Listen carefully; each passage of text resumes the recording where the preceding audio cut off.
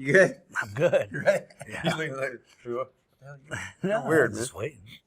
All right, everybody. Indiana responsible gun owners. If that's you, if you're an Indiana responsible gun owner, this video is for you, man. We are at, back up, Parabellum in Avon, Indiana. Fantastic retail establishment, tons of inventory, guns, ammo, gear, bags, magazines. I don't know, just you need it, they probably have it or they can get it. And then I don't know exactly how many lanes they've got on the indoor range here, like 10, maybe 12.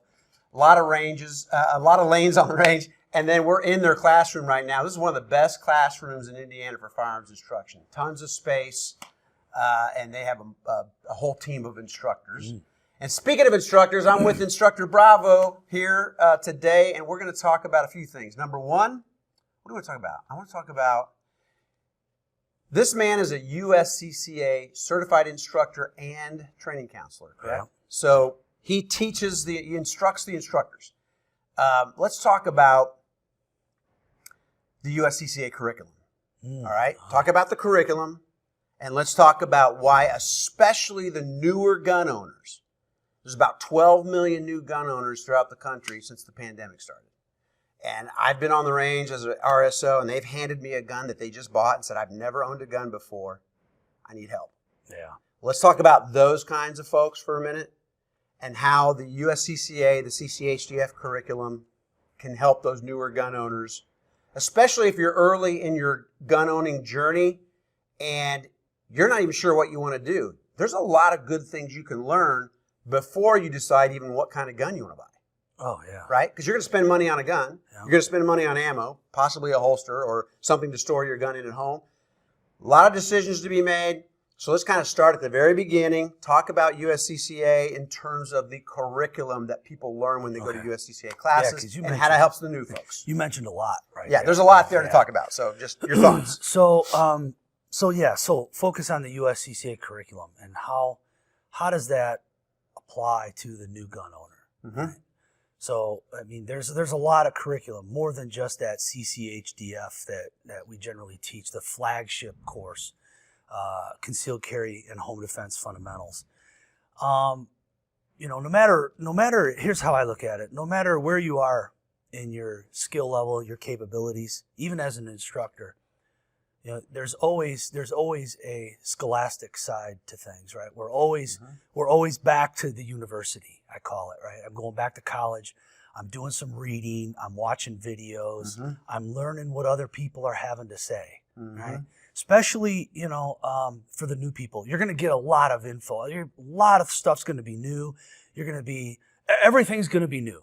So when you watch a segmented video like on training, whether it's on the USCCA website, and you're logged into your profile and you're watching content there. A lot will be new, but even as someone like myself who's been teaching for 20 years now, there's always still more to learn. It might not be all of the content, but there's always good nuggets to learn. So there's some advanced stuff on there. It's not all. The USCCA Protector Academy is the online learning version. Brett teaches live in-person classes, but it's similar content because the USCCA developed that curriculum, and then Brett's also developed his own curriculum. So you're getting a rich, deep, experienced, deep content from an experienced instructor who's going to give you USCCA curriculum, which is fundamentals all the way through scenario-based training, situational awareness. So it's not all fundamental stuff, but then when I've sat in your classes, it's like an iceberg. You're teaching the stuff I can see above the water, but you in particular have all this knowledge and experience and depth that you just don't have time to get out to the class. Yeah, there's not one. So one class. What I encourage you to do is check out the USCCA Protector Academy and get that content, and then hit one of his classes, and you're going to get way deeper stuff, context around all that content. Yeah. That's what I'm saying. Yep. So don't think of USCCA as just fundamentals and beginner stuff, because there's more to it than that. But then when you have an instructor also teaching it, it goes way beyond. There's so much to know that, and that's what I like about the USCCA content and the curriculum that we teach. And I was just talking to somebody a little bit ago, earlier this week, as I was getting ready for yesterday's class that I taught, yes, that's my for my first level course. Mhm. But there is nothing basic about that. I mean, when you're talking, And I sat through 2 or 3 hours. yeah, of that I mean, course. when you're There's a when lot you're going on talking there. about what I call Section 5, which is violent encounters, violent encounters in the aftermath. Yeah.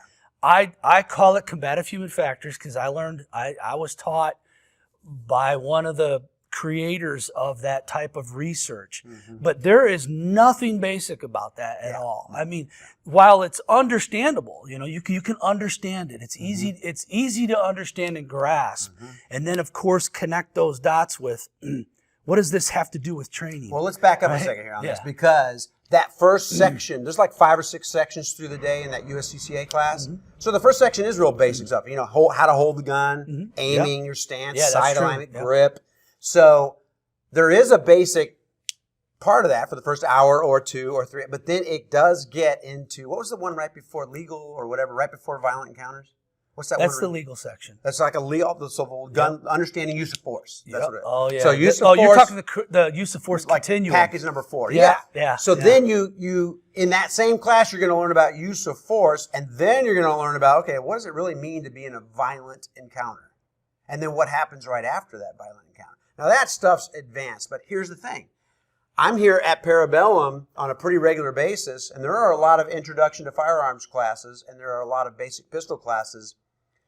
And it is important somehow to introduce the new gun owners, the basic pistol and the introduction to firearm stuff.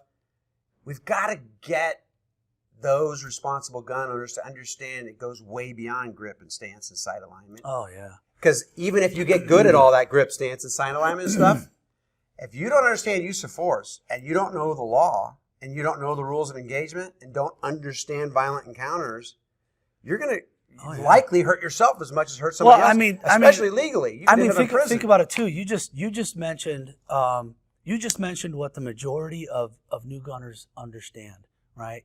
That precision fire, right? Sight alignment, sight picture. That's what most people focus on. Somebody along the way has taught them. But that has nothing to do with defending yourself, essentially. Very right? little. There's way more to it. Yeah. Yes, precision shooting can be part of it. But there's a defined difference, not a fine difference, a defined difference between defensive shooting and fundamental shooting. Yes. Right? The characteristics are totally different. Yes. And that's what we cover. In one of the big sections, and I love that about the USCCA in the courses, we cover a whole section which literally discusses the two. Right. And why they're so different. And okay, why now you got me thinking about that now, which is we spend all this time at the range shooting paper, but really 80+% of your time should be spent on studying scenarios, situations, when to draw, when not to draw. Difference between defensive shooting and target practice, right? Yeah. Understanding. Like 80% of your time as a new gun owner should be spent on that stuff. Like that new guy we had in the class just yesterday talking about how he says, I want to know about case law. I want to understand. I want scenarios. That's because smart on his part. Yeah, he understood that people don't scenarios help him understand what is proper use of force versus overforce, right? Not proper use of force. Yes. Right? Okay, now you made me think of another thought. One of my favorite quotes, Emmy Lichtenfeld is the founder of Krav Maga. Oh, yeah. He says, we learn to fight or we train to fight so we may walk in peace. He just mentioned overreacting. By training with your firearm, you do the target practice, learn how to put holes in paper and do it well, and then you start learning defensive shooting. Once you start developing those skills and you kind of know what you're capable of or not, you calm down. You're less likely to overreact. You're less likely to draw too soon. You're less likely to be overeager. The more competence and confidence you develop, the more you can walk in peace. Yeah, confidence. Confidence is you talked about that a lot yesterday. Yeah, is both. It's confidence is gained through understanding, through knowledge and skill set capability. Right. When you have high levels of confidence, and this is common knowledge. I mean, Bruce Siddle's research shows that confidence is a major contributor to the reduction of the sympathetic nervous system activation, right? SNS activation, and it increases survivability in conflict. Keep talking, by the way, on that very issue. Okay. Go ahead. So tell them about that because I'm going to show them his book. Yeah. So it's a critical concept to understand that all the training that we do, both physical skills, both knowledge, and things like that, really work to drive us to reduce the effects of the sympathetic nervous system, right? Because we want, and I know this is a gross way to say it, it's heart rate elevation. As heart rate increases, our ability to do complex and fine motor skills deteriorate even up, and the reason that happens, and let's go into a few seconds on this, right? So when we're involved in a deadly force encounter and we perceive threat, right? Perception of threat is very critical. We all perceive threat different. One person can have a knife pulled on them and they don't really think too much about it. They get kind of mad. Another person gets a knife pulled on them, especially when they're not used to being exposed to violence and they're wetting their pants, right? So how we perceive threat is different. But when threat is perceived, our heart rate increases. And as that heart rate increases due to that threat perception, then we get into those SNS, the sympathetic nervous system triggers, that then SNS activation happens. And as our heart rate, and that heart rate, I don't want to overcomplicate heart rate. It's just a measurement, right? It's not, it's a gross measurement. I think Dr. Michael Askin talks about it more correctly as a gross measurement in his book, Warrior Mindset, okay? And that's a good book, but it's very advanced and it's written really for the law enforcement SWAT community. But so as this goes up, what happens is there's certain effects that happen to the body. One of the big ones that's real common is vasoconstriction. The blood starts getting pushed out of the outer layers of the skin and the and the extremities as the veins and capillaries constrict down. And what the body's doing is a natural response to fear is pushing that out so it can push more blood and oxygen to the large muscle groups. Are you starting to turn white? Yes, yeah. Okay. You'll get pale. I mean, a lot of things like that. You'll lose the ability to feel, like especially in your hands. Tactile capability deteriorates. Ability to do fine and complex motor skills goes down. But the purpose that it does this natural body response is because its main thing is it's trying to push blood to the major muscle groups so we can run faster, lift heavier, right? A lot of people will say it goes back to our Neanderthal days, right? Back to the caveman times, right? So it's literally it's embedded in us, and that's why it's a natural response. But when that comes at a big cost, and that cost is cognitive processing. So vision, hearing. No, cognitive processing. Thinking. Your ability to think deteriorates. And that's the most critical thing we don't want happening. But you're talking about perceptual narrowings. Those are even more things outside of vasoconstriction that occur. So okay, now let's pause there for a second. Yeah. Look how advanced this conversation got. Yeah, it does. How quickly. Yeah. Here's my point for the newer gun owners. Yeah. I don't care if it's your first class ever that you've ever taken. You need to understand the moment you have a gun, all of these things matter. Absolutely. I guess my point is, if you have a gun in your hand, so let's say you decide to have one in a holster or in your purse, or even in your home in your nightstand, you're thinking of that gun as a self-defense tool. Because some people have guns and they're sitting in the closet collecting dust. Those people aren't really thinking of it as a self-defense tool. Right. They may tell themselves they are. It's a but fun, if they it's never a fun ever hobby. shoot it, it's just sitting in the. But if you are one that has it kind of in a nightstand or somewhere you can get to it, and you think about it once in a while that I might need that gun someday. Okay, you're thinking of it as a self-defense tool.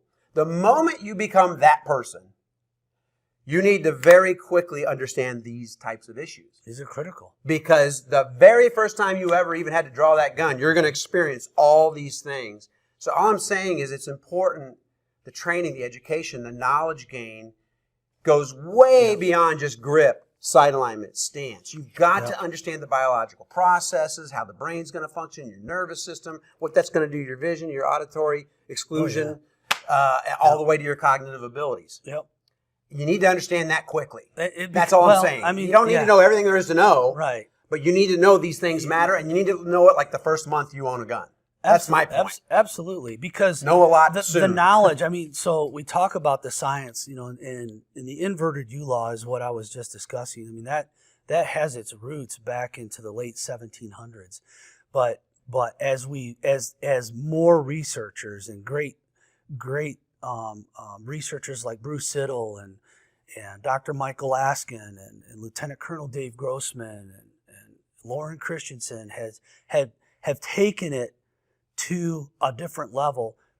What the knowledge of those things, those events that occur, have driven our training. I mean, just they drive how we run certain skill sets. How do we manipulate the weapon system to keep it up and running in the event of a malfunction? And so, without understanding, there's several reasons, but without understanding what's going to happen to you, what's going to happen to you physiologically, right? You're going to be like totally surprised when your violent encounter comes, and you don't unless you've prepared. Right. But if you're not prepared for it, you're going to be wondering what's going on with you, and you know what? You're going to become a victim to your own biological condition. That's the point. That's how I always say it. You said it yesterday really well. Something about we don't train the way we fight the way we train. No, we don't fight the way we train the way we fight. In other words, you train to the natural processes of how your body and your brain works. That's right. You don't fight the way you train, because you could train all these ways, and the minute you hit violent encounters and stress, you're going to do everything differently. Yeah, and that's so a common since we saying, know that now, let's adjust our training to fit the way our bodies react in those situations. And as an instructor and as a law enforcement officer, right, in the state of Indiana, training to me, if you want to win, and that's what we want to do, right? We want to win. Nobody says, hey, I'm going to buy a gun and I'm going to get some defense ammo and I'm going to start carrying a gun, or I'm going to be prepared in my home so that you say, so I can lose when that time comes, right? The fact is people, they almost set themselves up for failure, but it's not their own fault. It's just due to a lack of knowledge and understanding. And they need to get latched on to that one instructor that's going to help them recognize their lack of knowledge and skill, who's going to help take them to maximum capability, right? Maximum capacity that they can do. And one thing I want the newer gun owners to understand also is you can learn a lot pretty quickly. Oh, you're not going to be a master in a month or 3. But you can go from not knowing anything about guns and go through a couple of classes and then get some training in, and you're way more knowledgeable about how to handle that firearm and then the possibilities of what could happen if you ever got into a violent situation. This isn't like rocket. Now for him, it's like a master's degree, PhD, because he's been studying it for years, but it doesn't have to be for you. It doesn't have to be for everybody. Someone like this can teach all of us stuff pretty quickly to prepare. I guess my point is to prepare. Absolutely. USCCA says prepare mentally, physically, and legally. And you can learn a lot very quickly. You do need to practice regularly. You need to train. But you don't have to spend years learning all this, is my point. No, if you're a new gun owner, this stuff can be learned pretty quickly. I think about myself, and I think, when I graduated high school and got involved in it's running, as I call running and gunning for a living, right? I didn't know squat, right? They took someone that's fresh out of high school and trained them up and put them out there in real life situations, right? But even back then, for the longest part of my career, I just basically did the training I was told to do, right? Hey, we got this training. Okay, well, that's my job. I got to go train. And so a lot of what I've done is my own homework, right? It was back in the mid to late 70s. Oh, you're a total student of the game. When I decided, hey, it's time for me. I want to step up. I want to become I want to understand it like an instructor does. And then I realized that there's even a level to go past that, right? Personally. And so we all strive for what we envision in our heads as that right place to be, where we're in a sense where we feel we're ready, right? And you don't get there overnight. Right. But, like I tell all my students, like you have any hobby that you have, this can be a hobby, yes, but it needs to be a hobby that takes, because unlike another hobby like model building, or let's say you like to just casual golf, there can come a time when you're going to compete. And friendly competition, but and I'm talking compete in a gunfight. Okay, that's different. Or in a violent, deadly force encounter, not against someone with a knife. Right. So we train to win, And if you're not training to win, your adversary is. I mean, we're going up against adversaries that are carrying guns for an occupation. They're invading homes, they're carjacking people, they're carrying a gun, and they know it's their job. I always feel like, I always say to some of my students, I say, if I was going to say, hey, next week you're going to come out and you're going to be working with my agency, we're going to give you no training whatsoever, but you're going to be riding with me, and you're going to be out on the road. Is there anything different you do about your firearm knowledge, the training that you've had to get ready for that next week? And a lot of people are like, well, yeah, of course. And I say, well, why? And they say, well, I'm going to be carrying a gun for my occupation. So I have a higher risk or a higher percentage of chance that I'm going to get involved in a gunfight where I'm going to need it. And you say, well, that's a normal human response to one who's going to carry a gun for their occupation because they know, due to my occupation, I'm going into risk. I have more risk. Going toward the... And the bad guy's the same way. Right. I mean, it's a natural human intelligent reasoning to say, wow, I'm doing things that are putting me at risk, and the gun is a tool to save my life. I might need to get training. I better know how to use that tool. And so the bad guys, they're doing training. I mean, they're going to the ranges. Some of these, I've seen them down at some inner city ranges. Down there, they're doing their thing. And I think it's very naive that people think that they're just going to go out and buy the hardware. And not get the software, which is the physical skills and the mental knowledge. And it's not like you said, it's not like something you got to hit, okay, I'm going to dump $10,000 in it this year, quit my job and do it 40 hours a week. But it is something that intellectually we need to sit down and say to ourselves, what am I going to do this year? What am I going to budget? How much time am I going to invest? Who am I going to call and say, I need another book? Who do I call? Jim, what book should I read? Let me call my instructor and find out. What other instructor am I going to go learn from this year? Because you don't want to just train with only one person. I don't train with only one person. I mean, I'm always out looking for someone who knows more than me. And the only difference between me and a beginner is I've just done it longer. That's it. And dove in, researched. Yeah, I mean, maybe I've done a little bit more than most people have, but I put a little bit more time into it. But it's compounding. Right, and that's the pathway that we take to literally. So I'll put in a couple plugs here. Number one, the United States Concealed Carry Association. I'm a representative for them, and throughout Central Indiana, they have a website, and it's called the Protector Academy. You log into the Protector Academy, you will get a lot of great training, everything from firearms handling, safety, marksmanship, up to and including scenario-based training, situational awareness, where you're going to watch people like a Netflix series. You're going to be watching people go into situations and not know how to handle it, and then instructors will come out and coach them. So that's real-world training. Oh, yeah. Then here at Parabellum in Avon, they have multiple classes. Just go to the Parabellum website in Avon, Indiana. Go to their website because they have a variety of classes on their calendar. Hit one of those, or reach out to Instructor Bravo, either for one-on-one instruction or to attend one of your classes, which don't happen every day. They don't happen every week, right? No, yeah. So my focus is working with instructors. What's the website they can go to? InstructorBravo.com. InstructorBravo.com to see what he's training. He's not training every day, every week. But if you can get into one of his classes, you're going to get a wide and deep understanding of firearms. But if you check out Parabellum's website, you'll see a variety of classes you can take and some competitions, some matches. Range time. There's a lot of cool things we're doing there.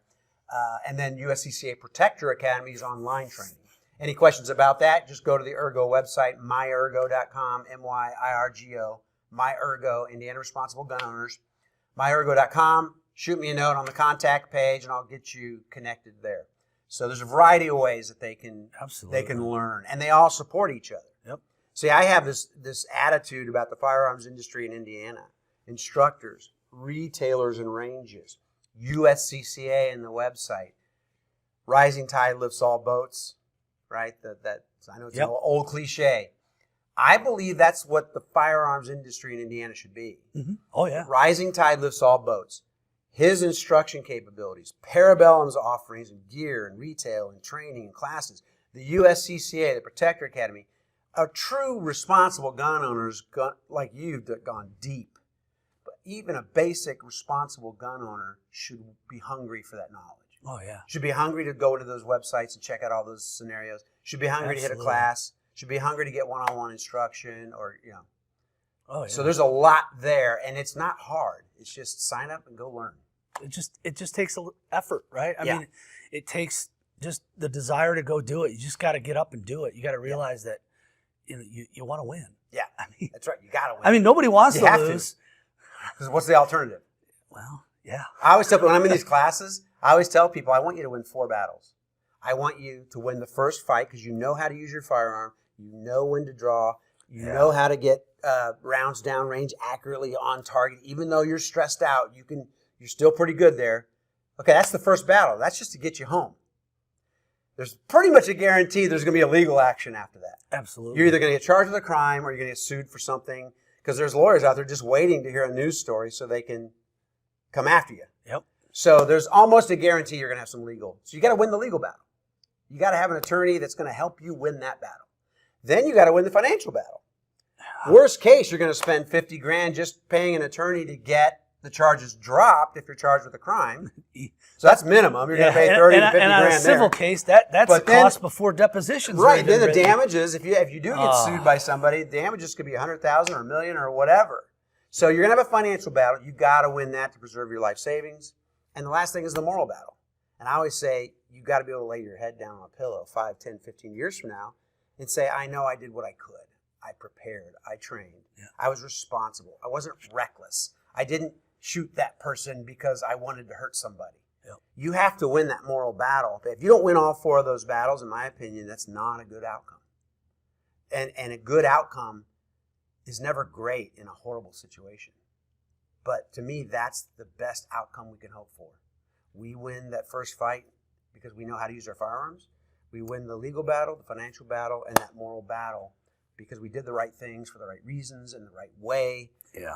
All those have to be thought about and planned for and prepared Jim, for. There's really even another battle too, and so now we're looking at 5. And I know, and the content on the USCCA website that when you're a member you can sign in to get, and even in the class we cover it in the class, and that is situational awareness battle. Mm-hmm. So many conflicts can be avoided if people were properly knew conflict avoidance, knew the signals, paid attention to their own instincts when they actually cued in on something that was like, wow, that's a condition orange situation, right? And actually we're trained on how to avoid that conflict in the beginning. Well, you talked about micro threat indicators. Micro threat indicators. Yeah. Just yesterday. This was a basic class. Yeah. He got into So when you're walking into a mall or a restaurant, you can kind of learn how to observe micro threat indicators and see if any danger is presenting itself. Yeah, those are how to say what am I trying to think? Micro threat indicators are subtle behavioral clues and muscle clues that are involuntary when an assailant is for them. Yeah, when an assailant is preparing for some action, for an attack, right? There are certain behavioral things and clues, like facial clues, shoulders, things like that happen that they cannot stop from happening. They're as instinctive as what we talked about, the sympathetic nervous system activations, right? They have those activators. They just can't stop it. And so by learning those, and that's kind of an advanced thing. Yeah, we got a class coming out for that. That's going to help people clue in on those things to basically, because what it is, it's like we said in class yesterday, what's the most important thing in warfare? We're talking about countries versus countries is intelligence, right? Intelligence is big.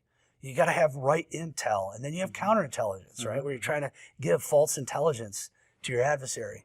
So just like that, that's how I look at a one-on-one personal basis. Yeah, that's how I look at conflict avoidance. When you're in situational awareness and you're constantly monitoring your environment, not in a state of panic, right? But in a very casual thing where your head's up, you're not buried into your phone. Right. Those are critical, basic skills. But you know what? The average person, unless you're told, it's not basic. They're just completely oblivious. Even though that's a fundamental, that's taught at the very basic of every class. It is not common knowledge. Most people walk around completely unaware of their surroundings.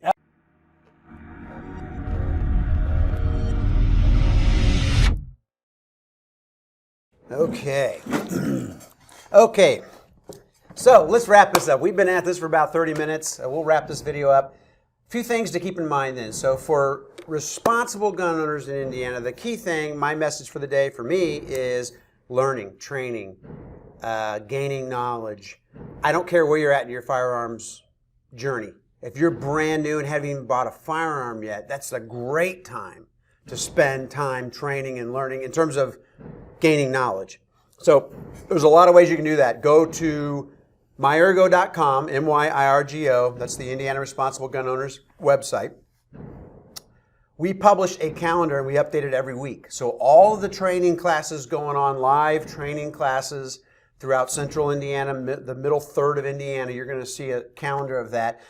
All the way up to and including MTAC in Muncie, which is a shoot house in Muncie, force-on-force training, learning how tactical rifle, tactical pistol, learning how to clear rooms if you had to fight your way out of your house. I just recently learned that learning how to clear rooms and fight through a building, I used to think, oh, I'd never do that because that's like going on offense. But then I learned from the folks at MTAC, well, wait a minute now, if somebody attacked you in your home, and by the way, 75% of all incidents of attack involving a firearm occur in your home or on your property. Nationwide, 75% of all those attacks in this 2021 National Firearms Survey happen in your home or on your property. So there's a chance if you have a firearm in your home and you have somebody other than yourself in that home, like kids or a spouse, and they're not in the same room with you, you very well may have to learn how to fight through your house to protect your children. Yeah, a lot of people, I think a lot of people think that when they got a home defense weapon, right, that they're just going to meet the enemy at the threshold before they break entry. The majority of people break in, and the enemy's already in the gates. The enemy's already behind behind your lines, and if you've got people in a large floor plan, you're going to have to go out and get them. Yes, you're going to have to go defend them. You have to. Now know you got to find. You got to find the enemy. Yeah. How to go around corners. Absolutely. How to go through and intersections. that's what MTAC does the best. Better than anybody. I mean, by far. Absolutely. Yeah. Hands down. So you got MTAC in Muncie for that. We've got Parabellum for basic firearm, introduction to firearms, even defensive shooting. They go beyond the bait. Parabellum's not just basics. Oh, no. So you've got their training calendar on their website. You've got the USCCA Protector Academy. Any questions on that, give me a buzz. I'm the kind of the rep in the central part of Indiana. You can just reach out to me through the MyIrgo website, myirgo.com. Hit the contact page, shoot me a note, tell me what you want to know. And then that website has a calendar of classes. Instructorbravo.com has a calendar of what he's teaching, which is kind of in a class by itself. And what else? What am I forgetting? Parabellum's calendar, Ergo, USCCA, yours. That's about it, right? All right, so check out training and pursue your own training journey. Stay in that path. Keep learning, keep learning, keep learning. Now, Instructor Bravo, what do you want to wrap up with? You know, for all, like you said, for all you new gun owners out there, maybe you've taken a class, maybe you haven't yet. The majority probably haven't. And I just say, what are you waiting for? Why do you tarry? You know, arise, get out there, take control of your destiny. Right? It's not just going to happen. A lot of people, I'm telling you, I believe like a lot of people think that there's a thing called a combat fairy. Right? That just when the time comes when you're going to need to defend yourself, that this little combat fairy is just going to come by, wave a wand over your head, and you're going to be able to do stuff you've never rehearsed or trained to do before, and that is just not the case. Usually, what happens is, if you do not have a trained response, is freeze. Yeah, it wasn't that long ago that I learned it's not just fight or flight. Yeah, right. Yeah, it's fight, flight, or freeze. And even Grossman talks about... And I think freeze is probably more common than just about anything. Yeah. You know, it's when you don't have a predetermined indexed response to an external stimulus. That's how I always say it. Key word being predetermined. Yeah, it's got to be a for. thought through response. It's got to be a trained in response, and it's got to sit in the long term memory. The brain, the think process on those kind of violent encounter stimulus, it goes to the short-term sensory store. If it can't find it, it goes to the short-term memory. If you can't find it there, it goes to the long-term memory. That takes time. And if there's nothing in the long-term memory, The reason people freeze is they have to literally develop a response to the stimulus. They have to develop it there. On the spot. Yeah. And it's just too late. Yeah, that takes I mean, time. time is tenths of hundredths of a second is just too long. I mean, it really is.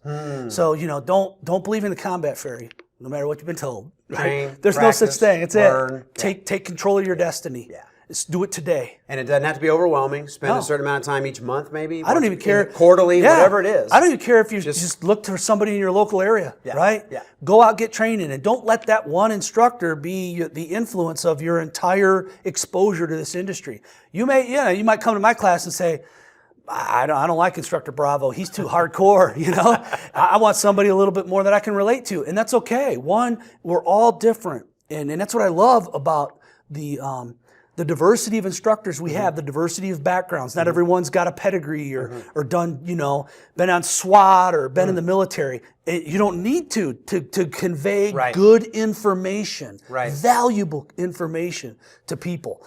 Just go out, take a class, then figure out what you want to do next. Take another one. Call up someone you're thinking of taking a class with and say, hey, I took one with this guy.